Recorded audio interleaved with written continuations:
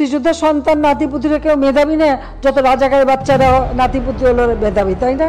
বাংলাদেশের ইতিহাসে সবচেয়ে আলোচিত মামলাগুলোর মধ্যে একটি সাবেক প্রধানমন্ত্রী শেখ হাসিনার বিরুদ্ধে দায়ের হওয়া মানবতা বিরোধী অপরাধের মামলা। দীর্ঘ শুনানি, অসংখ্য নথি উপস্থাপন ও সাক্ষ্য গ্রহণ শেষে এখন প্রশ্ন উঠেছে, রায়ের দিন কবে? আর যদি দোষ প্রমাণিত হয় তবে শাস্তি কি হতে যাচ্ছে?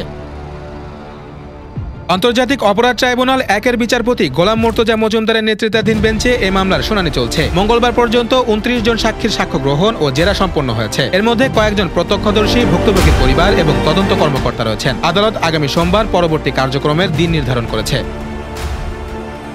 প্রসিকিউশনের পক্ষ থেকে চিফ প্রসিকিউটর মোহাম্মদ তাইজুল ইসলাম সহ বেশ কয়েকজন আইনজীবী উপস্থিত ছিলেন। অন্যদিকে পলাতক শেখ হাসিনা ও সাবেক স্বরাষ্ট্রমন্ত্রী আসাদুজ্জামান খান কামালের পক্ষে রাষ্ট্রনিযুক্ত আইনজীবী দায়িত্ব পালন করছেন। মামলার অপর আসামি সাবেক আইজিবি চৌধুরী আব্দুল্লাহ আল মামুন ইতোমধ্যে দোষ স্বীকার করে রাজসাক্ষী হয়েছেন।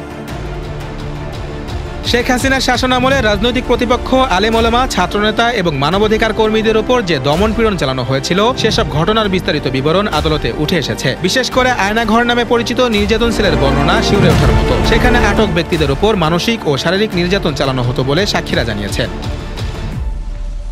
অনেক পরিবার এখনও নিখোঁজ প্রিয়জনদের খুঁজে ফিরছে।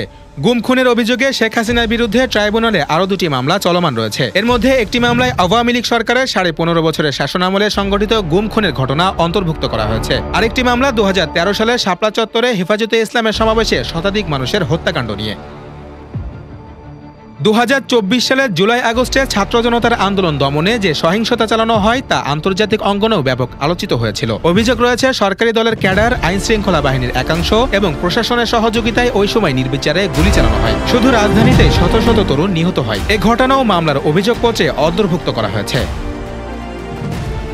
মানবতা বিরোধী অপরাধের মামলায় দোষী প্রমাণিত হলে সর্বোচ্চ সাজা হলো মৃত্যুদণ্ড। এ কারণে সাধারণ মানুষের মধ্যে প্রশ্ন, শেখ হাসিনার ফাঁসি কবে হবে? তবে আইনি বিশেষজ্ঞরা মনে করছেন এখনও রায় ঘোষণার প্রক্রিয়া বাকি। সাক্ষ্য গ্রহণ শেষ হলেও যুক্তিতর্ক, আইনি বিশ্লেষণ এবং আদালতের রায় ঘোষণার ধাপ সম্পন্ন হতে সময় লাগবে।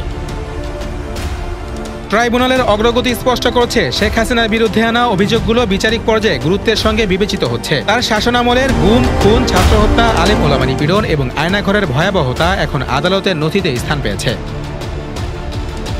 এখন সবার দৃষ্টি ট্রাইব্যুনালের দিকে। রায় কি আসে? দোষী প্রমাণিত হলে কি সাবেক প্রধানমন্ত্রী শেখ হাসিনাকে মৃত্যুদণ্ড দেওয়া হবে, নাকি নতুন কোনো মোড় নেবে দেশের রাজনীতি ও বিচার প্রক্রিয়া?